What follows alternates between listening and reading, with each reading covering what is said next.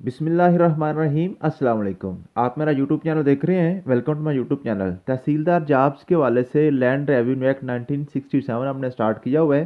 पहले 5 इसके चैप्टर हमारे हो गए थे। आपको पता है टोटल इसके 15 चैप्टर हैं। मैंने आपको ये फर्दर इंग्लिश में भी पढ़ा दी हैं और उर्दू तर्जुमा भी आपको मैंने शेयर कर दिया था व्हाट्सएप ग्रुप में। तो आज हमने इसका जो वन पेपर एमसीक्यूज के हवाले से लैंड रेवेन्यू के जो आपके एमसीक्यूज बन सकते हैं, आपको पता है 100 नंबर का आपका पेपर आना है। तो उसमें 5 आपके पास एक्ट हैं। तो लैंड रेवेन्यू एक्ट के हमने पहले 5 चैप्टर पढ़े थे अभी। उन 5 चैप्टर्स में जो जो आपके एमसीक्यूज बन सकते हैं वो मैंने सारे आपके साथ शेयर किए थे। मुझे उम्मीद है कि आपने किए होंगे। मैंने परसों रात को ये आपको शेयर कर दिए थे। कल सारा संडे भी आपके पास था, आपने इसको देख लिया होगा। आज हम 100 का 100 जो एमसीक्यूज है यहाँ पे डिस्कस करते हैं। आप साथ साथ टैली कर लीजिएगा कि आपको कितने जो है इसमें आते थे। मैंने आपके व्हाट्सएप ग्रुप में शेयर कर दिए थे। What is the main purpose of Punjab land revenue act 1967? इसके जो ऑप्शन दिए हुए हैं वो है जी, to regulate land ownership, to amend criminal law, to consolidate and amend land revenue laws, to establish a land revenue collection agency. तो इसका जो करेक्ट आंसर है जो वो है जी, to consolidate and amend land revenue laws.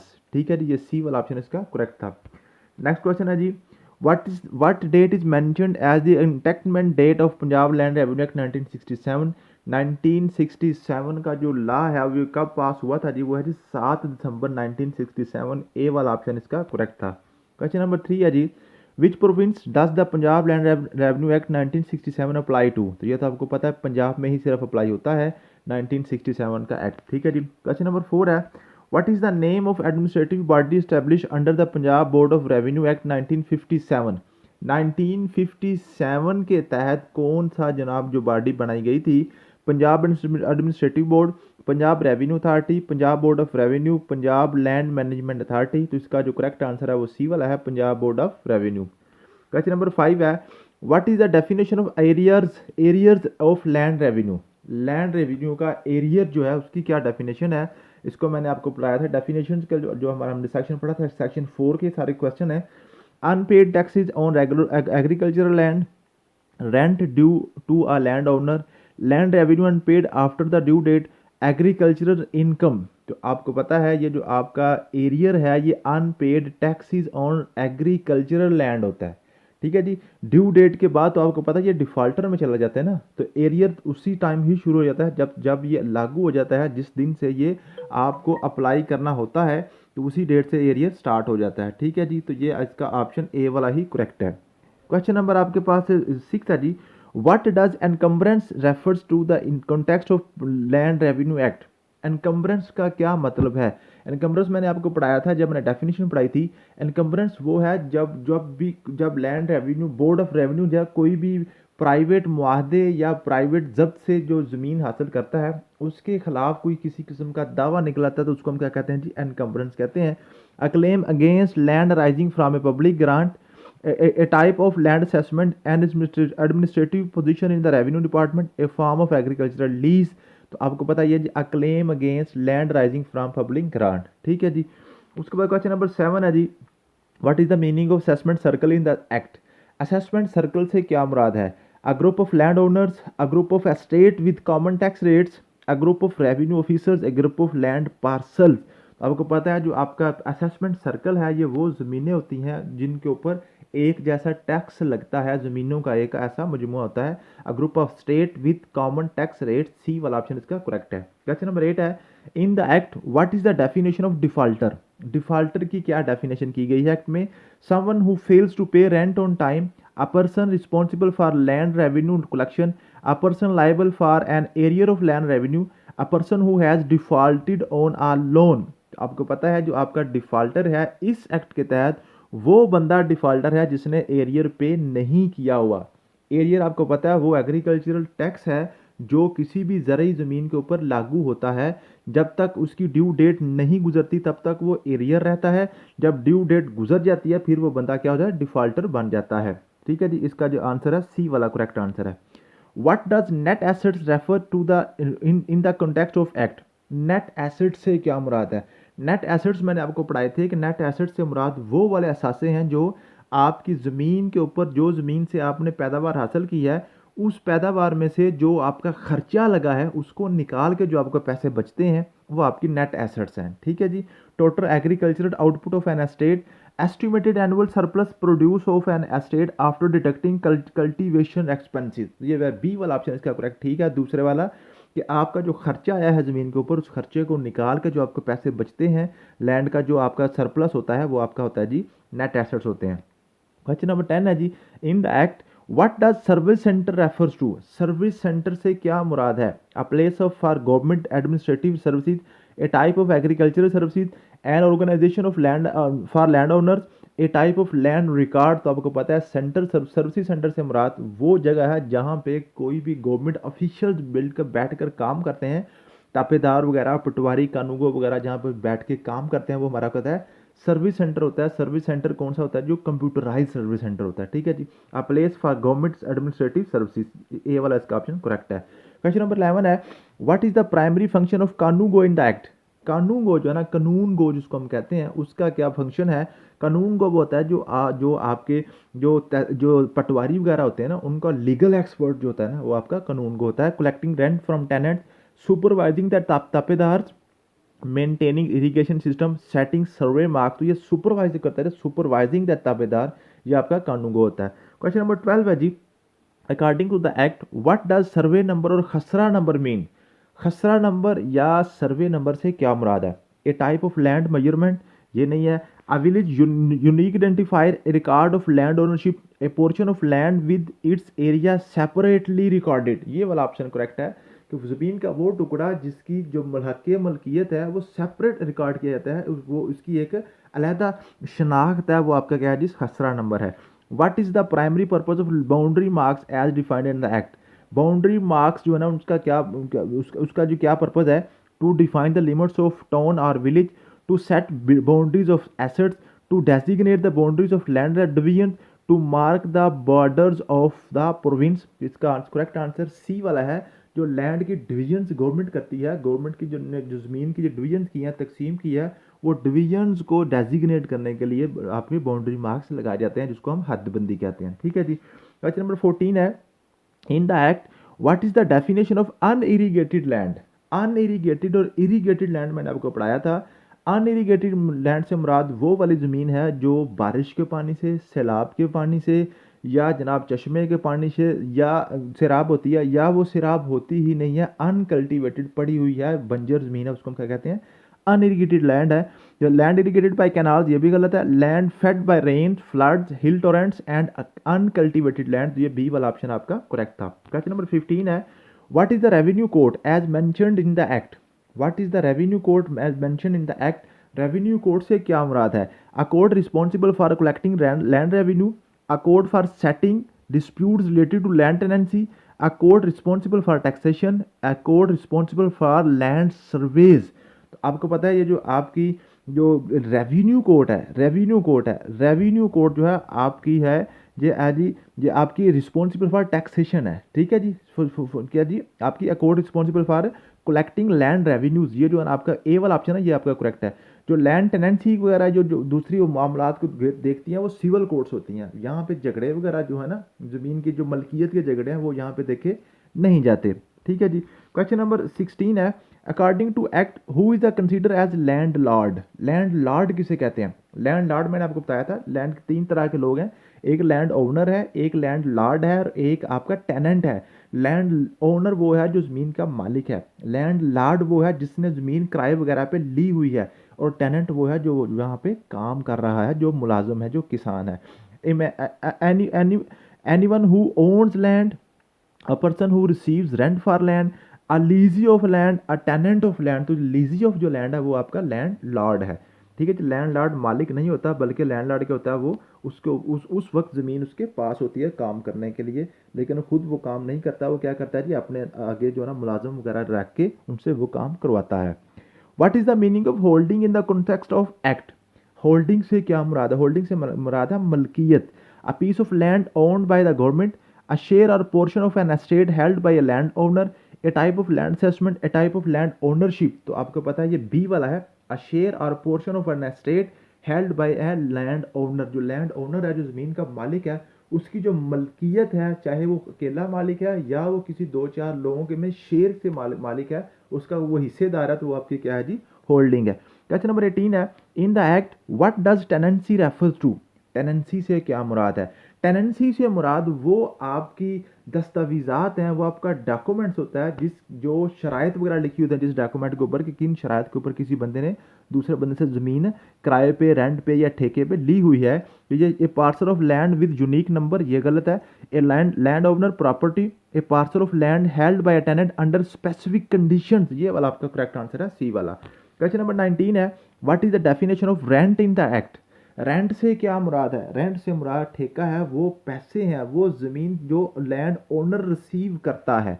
ठीक है जी। Any payment made for land use or occupation, a type of government tax, a payment for land registration, a fee for land service number. तो जो A वाला है, any payment made for land use or occupation, ज़मीन को इस्तेमाल करने के लिए या रहने के लिए जो आप किराया देते हैं उसके मालिक को, उसको हम क्या कहते हैं? रेंट कहते हैं। क्वेश्चन नंबर 20 है, what is the role of village officer in the act?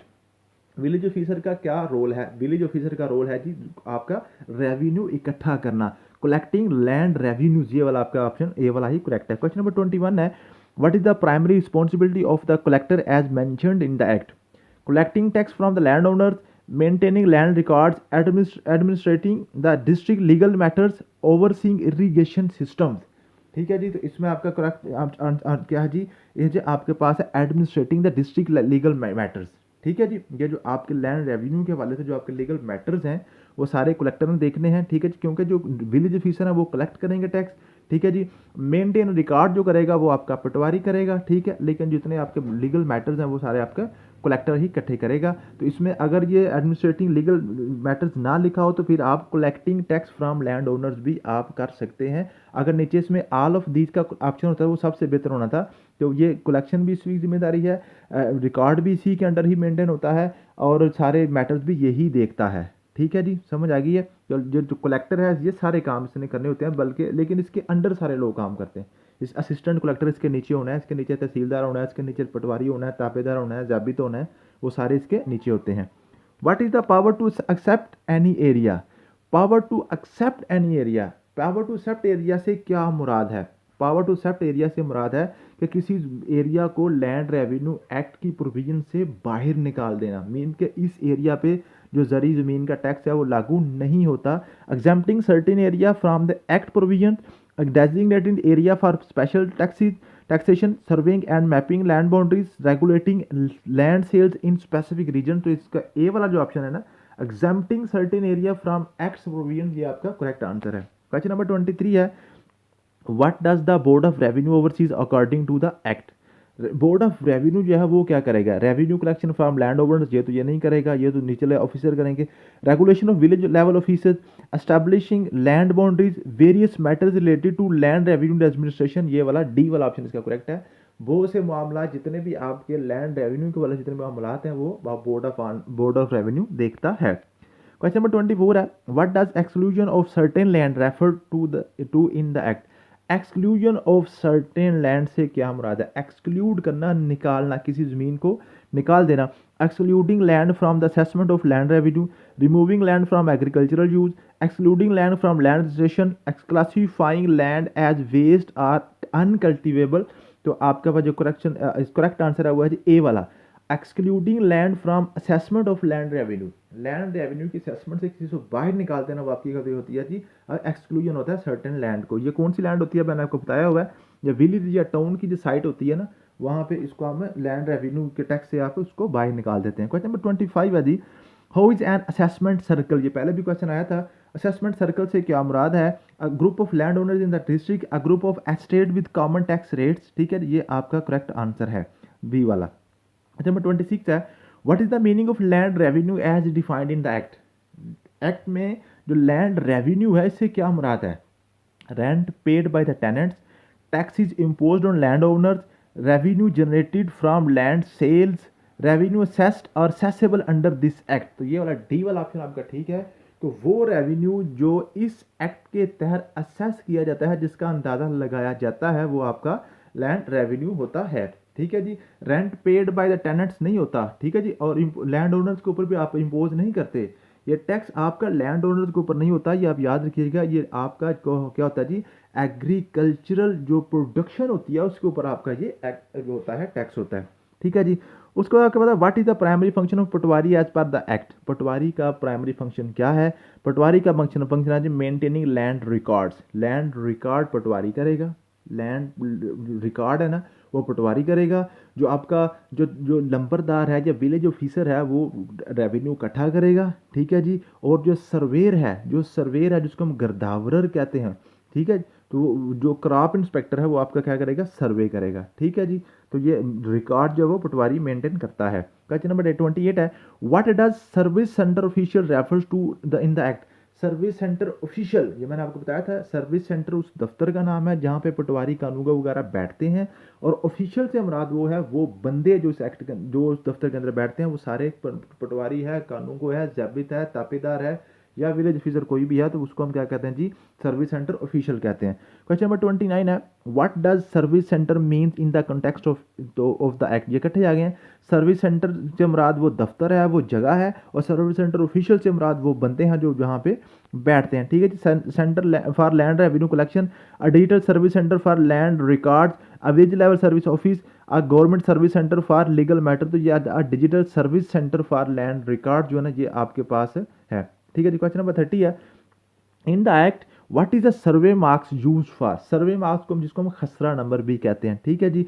In indicating land ownership, marking boundaries of district, setting up land boundaries, marking land division boundaries. तो ये है इंडिकेटिंग लैंड ओनरशिप, जो जमीन की मलकियत को ज़ाहिर करता है वो होता है जी आपका सर्वे मार्क होता है। क्वेश्चन नंबर 31 है, what is the purpose of rates and assesses in the act. Rates and assesses वो मैंने आपको बताया था, ये वो टैक्स होता है जो लैंड ओनर्स के ऊपर लगाया जाता है किसी भी वेलफेयर के लिए, ज़मीनों की वेलफेयर के लिए जो भी टैक्स आपको लगाया जाता है वो होता है जी लैंड ओनर से जो टैक्स आप कलेक्ट करते हैं। फॉर एग्जांपल आपने किसी को फ्लड से बचाने के लिए कोई बंद बांधना है, या पानी आपने जो है ना जो खुश्क साली के लिए पानी को जमा करना है, कोई डैम बनाना है, तो उसके लिए आप लैंड ओनर्स के ऊपर ज़मीन के मुताबिक टैक्स लगाते हैं। तो to collect taxes from land owners ये होता है। ठीक है जी। उसके बाद क्वेश्चन नंबर 32 है, what does short title extent and commencement pertain to in the act.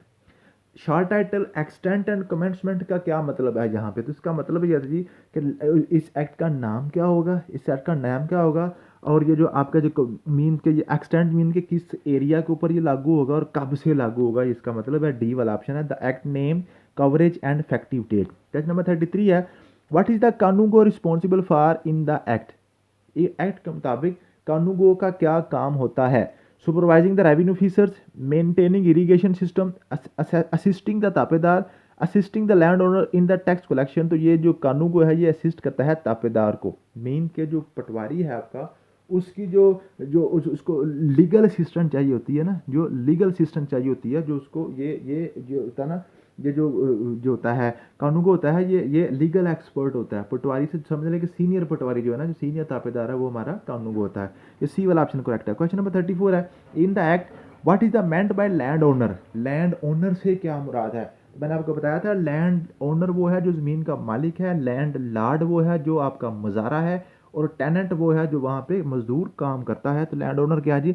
A person who own land, a person responsible for land assessment, a person in possession of an estate, a tenant who pays rent to the government, a person who owns land. ये आपका land owner है, ए वाला। Question number 35 है, what does legal practitioner refer to in the act. इस act के मुताबिक legal practitioner से क्या मुराद है? लीगल प्रैक्टिशनर से मुराद जो आपके वकील साहब होते हैं वो होते हैं an attorney who handles land related legal matters. यही वाला ऑप्शन आपका करेक्ट होगा। क्वेश्चन नंबर 36 है, what is the primary function of village officer as per the act. Village officer का काम क्या होता है? विलेज ऑफिसर ने क्या करना होता है? विलेज ऑफिसर ने जो रेवेन्यू है लैंड ओनर से कलेक्ट करना होता है, जो रेवेन्यू है जो टैक्स है उसने जमा करना होता है विलेज ऑफिसर ने। 37 है जी, what does board of revenue mean in the context of the act. Board of revenue से क्या मुराद है? बोर्ड ऑफ रेवेन्यू अब कमेटी ऑफ लैंड ओनर्स ये भी नहीं है, a regulatory body oversees land revenues, a village council responsible for land issues, a committee managing land sales. तो ये आपका बी वाला regulatory body overseeing land revenues, ये वाला ऑप्शन करेक्ट है। क्वेश्चन नंबर 38 है, what is the pay mention in the act use with refers to. Pay से क्या मुराद है? Rent payment, land survey services, government salaries, tax collection, तो pay का मतलब होता है टैक्स कलेक्शन। ठीक है जी। क्वेश्चन नंबर 39 है, in the act what does power to except any area allow to the government to do. जो power to except any area है उसका क्या मतलब है, जो ये तीसरी दफ़ा क्वेश्चन आया, बार बार आ रहा है कि वो एरिया है जिसको आपने टैक्स कलेक्शन से उसको आपने इस्तिस्ना देना है, उसको आपने इस नेट से निकाल देना होता है। जैसे वो जो जहाँ पे जो रहायशी ज़मीनें हैं, विलेज या टाउन वगैरह की साइट है, उसको आपने इससे निकाल देना था, क्योंकि ये जो हमारा लैंड रेवेन्यू एक्ट है ये जस्ट किसके ऊपर है, ज़री पैदावार के ऊपर होता है। Exclude certain area from land station, ये नहीं है। Set tax rate for specific region, ये भी नहीं है। Exempt area from the act's provision, ये वाला आपका करेक्ट आंसर है सी वाला। क्वेश्चन नंबर 40 है, what is the commencement referred in the act. Commencement मतलब क्या है, जिस दिन से ये एक्ट स्टार्ट हो जाएगा, the day the act become effective. Question इसका बी ऑप्शन है। 41 है ना जी, what is the definition of irrigated land in the act. Irrigated और नॉन इरीगेटेड मैंने आपको बताया था। इरीगेटेड वो लैंड है जिसको आप जो है ना, आप जो अदर देन नेचुरल सोर्सेज से इसको आप सैराब करते हैं, उसको आप इरीगेट करते हैं। Land with natural water resources, the land with high agricultural potential, the land irrigated bye artificial means, land developed dependent on rain water. आपको पता है जो आपका जो इरीगेटेड लैंड है, जो इरीगेटेड लैंड है, मैंने आपको बताया था इरीगेटेड और नॉन इरीगेटेड। ठीक है जी। तो जो आपका इरीगेटेड लैंड है, इरीगेटेड लैंड जिसमें आप जो है ना जी, ये नेचुरल वाटर रिसोर्सेज को यूज़ करते हुए आप उसको इरीगेट करते हैं। क्वेश्चन नंबर 42 है, according to the act what does landlord mean. Landlord से क्या मुराद है। लैंड ओनर, लैंड लॉर्ड और टेनेंट मैंने आपको बार बार बताया है। लैंड लॉर्ड वो है a person who own a large state, ये नहीं है। A landowner's legal adviser, ये भी नहीं है। A person who collects land revenue, ये भी नहीं है। अ पर्सन अंडर हुम अ टेनेंट होल्ड्स लैंड, ये जिसके अंदर टेनेंट काम करता है वो आपका लैंड लॉर्ड है। What does land owner includes in the context of the act, ये फिर वही बात आ गई है। लैंड ओनर क्या है जी, लैंड ओनर वो है जो ज़मीन को ओन करता है। क्वेश्चन नंबर 44 है, what is the role of tapedar as defined in the act. Tapedar आप समझ रहे हैं, ये आपका पटवारी ही है जिसने लैंड के रिकॉर्ड को मेंटेन करना है। 45 है, in the act what is the survey number or khasra number, ये पहले भी बात हो चुकी है। 46 है, according to the act what is the boundary mark, ये भी पहले बात हो चुकी है। What is the exclusion of certain land, ये भी बात हो चुकी है। What is the primary responsibility जबित as defined in the act. ठीक है जी। तो ये आप इसका जो managing land irrigation, collecting revenue from land owners, supervising the village council, maintaining land boundary, तो ये आके मैनेजिंग लैंड इरीगेशन जो होता है वो जाबित होता है। ठीक है जी। 49 है, what does tribal areas refer to the in the act. Tribal area से क्या मुराद है, वो एरिया हैं जो जहाँ के ऊपर जिन जिन एरियाज के ऊपर ये वाला एक्ट लागू नहीं होता, वो यहाँ पे ट्राइबल एरियाज कंसीडर किए गए हैं। According to the act what is the revenue officer authorized to do. Revenue officer क्या कर सकता है, collect revenue from land owners, manage land irrigation system, administer the legal district legal matters, oversee the distribution of land titles. तो ये आपका जो collect revenue from land owners, ये land owner से रेवेन्यू कलेक्ट करेगा रेवेन्यू ऑफिसर। 51 है, how are the division create within a province according to land revenue act 1967। कि land revenue act 1967 के मुताबिक डिवीजन्स कैसे बनेंगी, जो आपने सूबे की डिवीजन्स करनी है वो कैसे करेंगी, वो गवर्नमेंट के नोटिफिकेशन से होंगी। गवर्नमेंट के नोटिफिकेशन, सी वाला ऑप्शन इसका करेक्ट होगा। 52 है जी, what is the primary role of division in the province. Division का जो किसी भी सूबे में डिवीजन जो बनती है, जिले के ऊपर डिवीजन बनती है, उसका क्या रोल होता है, land revenue collection, administrative purpose, electoral representation, local governance. तो ये इसका होता है जी एडमिनिस्ट्रेटिव पर्पज होता है जी डिवीजन वगैरह बनाने के लिए। 53 है, what determine the number and limits of district within a province. What determine the numbers and limits of district within a province। किसी भी सूबे के अंदर जो है ना, जो सूबे जो के अंदर जो ज़िले हैं, ज़िले कितने बनाने हैं, कौन सा ज़िला कितना बड़ा कितना छोटा करना है, वो कौन कर सकता है, वो आपकी प्रोविंशियल गवर्नमेंट बाय नोटिफिकेशन कर सकता है। सी वाला ऑप्शन करेक्ट होगा। Which government authority has to power to declare the specific district in a province. किसी भी प्रोविंस को में कोई ज़िला बनाने के इख्तियार है, वो किसको है, प्रोविंशियल गवर्नमेंट के पास है। What can the government to do regarding the number and limits of district in the province. जो किसी भी प्रोविंस के अंदर डिस्ट्रिक्ट्स हैं तो उनका नंबर वगैरह कम या ज़्यादा गवर्नमेंट कर सकती है। ठीक है जी। Increase the number without limits, decrease the number without notification, vary the number and limits by notification. C वाला ऑप्शन इसका करेक्ट होगा। क्वेश्चन नंबर 56 है, how are tehsildar create within a district as per the Punjab land revenue act 1967। How are the tehsildar मैं कह रहा हूँ, tehsils created in within a district. किसी भी डिस्ट्रिक्ट में तहसील्स कैसे क्रिएट की जाती हैं, ये भी गवर्नमेंट के नोटिफिकेशन से क्रिएट की जाती हैं। 57 है, who has the authority to determine the number and limits of district और तहसील एंड प्रोविंस। किसी भी सूबे में तहसील और ज़िले बनाने का इख्तियार या किसके पास है, ये भी प्रोविंशियल गवर्नमेंट के पास है नोटिफिकेशन के through. What is the role of board of revenue in the province. Board of revenue का क्या रोल है, बोर्ड ऑफ रेवेन्यू क्या करता है जी, land revenue collection, administrative control over districts, oversees municipal matters, provincial election. तो इसका correct answer A वाला है, लैंड रेवेन्यू कलेक्शन इसने करनी होती है। 59 है, who is responsible for controlling revenue officer with in a district. किसी भी डिस्ट्रिक्ट के अंदर जो रेवेन्यू ऑफिसर उनको कौन कंट्रोल करता है, वो एग्जेक्टिव डिस्ट्रिक्ट ऑफिसर रेवेन्यू उसको कंट्रोल करता है। What is the highest class of revenue officer according to land revenue act 1967। Revenue officer की सबसे बड़ी जो क्लास है वो कौन सी है, कलेक्टर है, असिस्टेंट कलेक्टर है, असिस्टेंट कलेक्टर सेकंड ग्रेड है, या बोर्ड ऑफ रेवेन्यू है। तो बोर्ड ऑफ रेवेन्यू के जो मेंबर्स होते हैं वो सबसे हाई रैंक होते हैं। 67 है, who serve as a collector of district as per the act. जो कलेक्टर का जिम्मेदारी कौन दे सकता है, district officer, executive district officer, assistant collector या बोर्ड ऑफ रेवेन्यू। तो ये डिस्ट्रिक्ट ऑफिसर रेवेन्यू जो है वो कलेक्टर की ड्यूटी जो है वो दे सकता है। 62 है, how are the commissioner and collector appointed according to the act. कितने कमिश्नर और कलेक्टर जो है ना अपॉइंट किए गए हैं, by local government authorities, by popular vote, by president, by government. तो आपको पता है कि जो कमिश्नर हैं वो कौन करेगा, लोकल गवर्नमेंट, जो आपकी है यहाँ पे जो गवर्नमेंट है ना, जो आपकी गवर्नमेंट है, प्रोविंशियल गवर्नमेंट है, वो कमिश्नर और कलेक्टर को अपॉइंट करती है। ठीक है जी। उसके बाद आपके पास है 63 है, what powers can government assign to commissioner as per the act. Commissioner को कौन कौन सी पावर दी जा सकती हैं, administrative power, tax collection, any function and power the deems appropriate. ये ठीक है, जिसके लिए मुनासिब समझा जाएगा गवर्नमेंट उसको वो जिम्मेदारी दे देगी। 64 है, what is the primary function of additional commissioner of A division.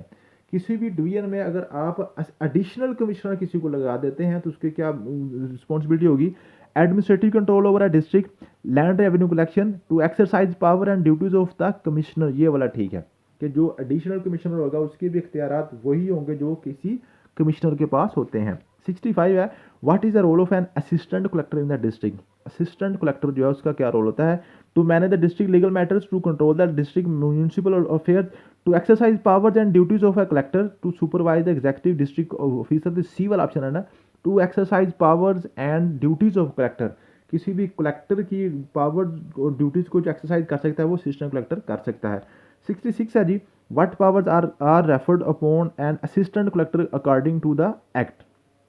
कौन पावर्स दे सकता है असिस्टेंट कलेक्टर को, तो powers of a commissioner, power of district officer, power of collector under the act, power of the executive district officer. तो power of the collector under the act जो है ना वो असिस्टेंट कलेक्टर को मिल सकती है। 67 है, what are the tehsildar responsible for as mention in the act. Tehsildar क्या काम करता है, oversees district governance, controlling the collectors duty, exercising powers and duties of an assistant collector. तो जो आपका तहसीलदार है वो किसी असिस्टेंट कलेक्टर की पावर्स को इस्तेमाल कर सकता है, ये तहसीलदार करता है। How many are points of revenue officer made according to the act. How are कैसे बोर्ड ऑफ रेवेन्यू जो है ना उसके मेंबर्स कैसे अपॉइंट होते हैं, वो गवर्नमेंट के नोटिफिकेशन होते हैं, बाय गवर्नमेंट नोटिफिकेशन। गवर्नमेंट से हमारा यहाँ पे प्रोविंशियल गवर्नमेंट है। ठीक है जी। Who exercise general control over all revenue officer according to the act.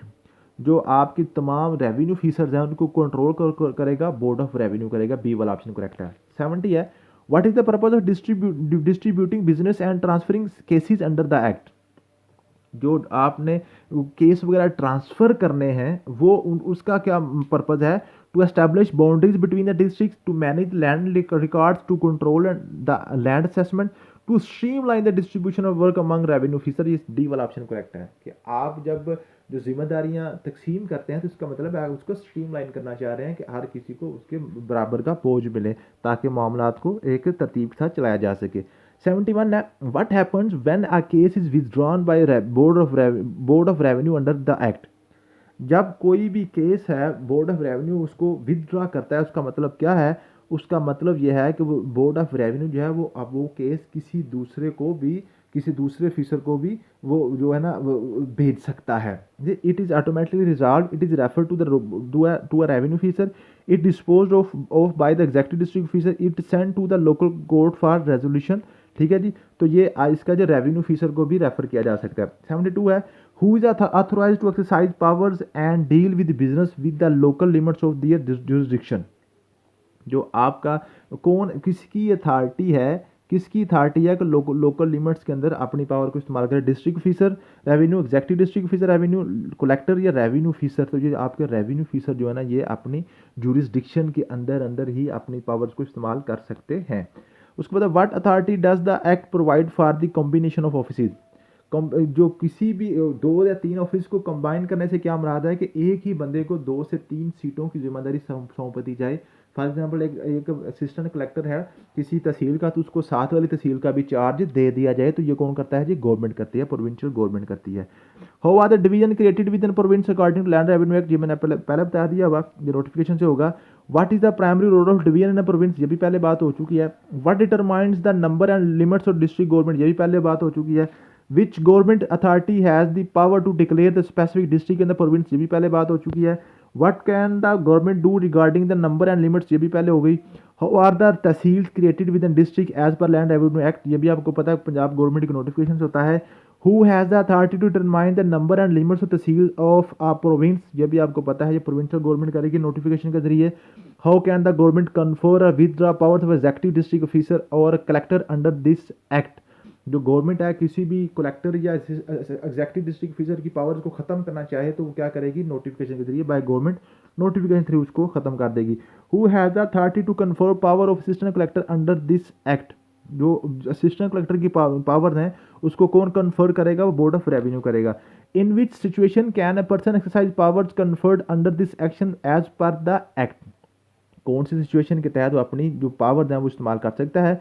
With in any local limits in and any class of cases within any province within the whole country without any restriction, तो ये उसका जी within any local limits and any class of cases. ठीक है, जितनी उसकी limits हैं उसके मुताबिक वो अपनी अथॉरिटी को यूज़ करेगा। How are the function to be performed by any class revenue officer determined according to the act, जो एक्ट के मुताबिक है, जो ना कोई भी रेवेन्यू ऑफिसर है वो अपनी फंक्शन को कैसे परफॉर्म करेगा, by popular vote, by legislative act, by notification from the board of revenue, by the local municipal. तो ये बोर्ड ऑफ रेवेन्यू जो है ना वो बताएगा जनाब रेवेन्यू ऑफिसर ने अपनी एक्सरसाइज कैसे करनी है। 85 है, what happens to the power of revenue officer when they are transfer to a different local area. जब मैंने आपको बताया था जब भी किसी रेवेन्यू ऑफिसर को एक एरिया से दूसरे एरिया में ट्रांसफर किया जाता है तो उसकी जो पावर है वो खत्म नहीं होती, पावर उसकी साथ ही उसके जाती हैं। The power the automatically withdrawn that they can no longer exercise those powers, they continue to exercise those power unless directed otherwise, ये वाला सी वाला ऑप्शन करेक्ट है। 86 है, what control the place time and matter of performing the function of revenue officer, revenue officer की जो time manner वगैरह को कौन कंट्रोल करता है, तो local government, president, revenue officer direction, the officer to whom the revenue officer is subordinate, जिस officer के अंडर वो काम कर रहा है वो उसकी जनाब सुपरविजन करता है, कंट्रोल करता है। डी वाला ऑप्शन करेक्ट है।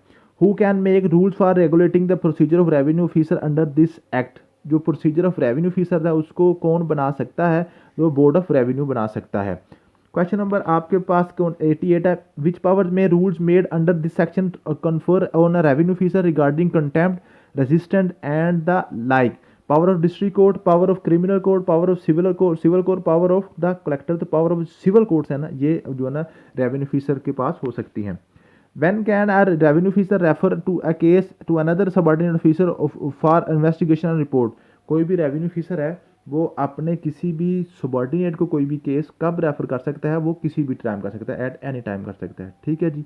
उसके बाद आपके पास है जी who can make appearance application and act before revenue officer, revenue officer के सामने दरखास्त कौन दे सकता है, वो या बंदा खुद देगा या अपने किसी जो है ना अपने अथोराइज एजेंट के जरिए दे सकता है या अपने लीगल पिटिशनर यानी कि अपने वकील के थ्रू भी दे सकता है। सी वाला ऑप्शन करेक्ट है।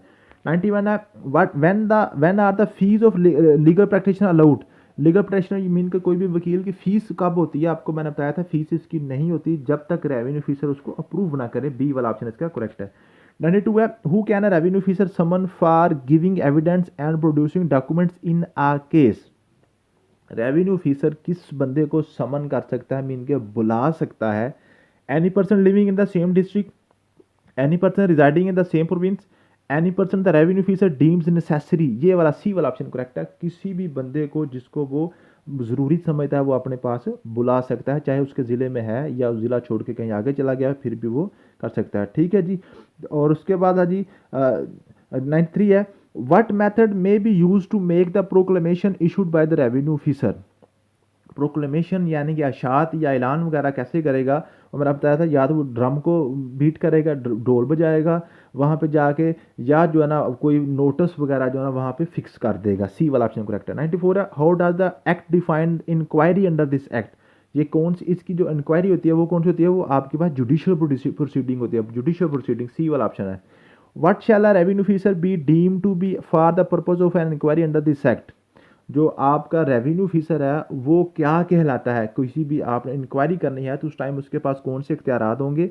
Administrative officer, police officer, judicial officer या लेजिस्लेटिव ऑफिसर, तो वो जुडिशियल ऑफिसर होगा, जुडिशियल ऑफिसर, सी वाला। 96 है, what is the language deem to be the ordinary, कि उसकी ज़ुबान क्या होगी जब इंक्वायरी करेगा कोई भी ऑफिसर। तो आपको मैंने बताया था ऑफिशियल लैंग्वेज होता है प्रोविंस, ये भी नहीं है। लैंग्वेज होता है सेंट्रल गवर्नमेंट, ये भी नहीं है। लैंग्वेज होता है रेवेन्यू ऑफिसर, ये भी नहीं है। A language specified by the board of revenue, board of revenue जोन सी भी लैंग्वेज वो कह देगा, उसकी लोकल लैंग्वेज में भी वो कह सकता है। 97 how is an arrest of defaulter to be made under this act. किसी भी डिफॉल्टर को आपने अरेस्ट करना है, गिरफ्तार करना है, तो कैसे करेंगे? पहले आप वारंट उसके जारी करेंगे। ठीक है जी। Through a without a warrant, ये नहीं है, upon a warrant issued by revenue officer, जो जब रेवेन्यू ऑफिसर वारंट जारी करेगा फिर आप उसको अरेस्ट कर सकते हैं।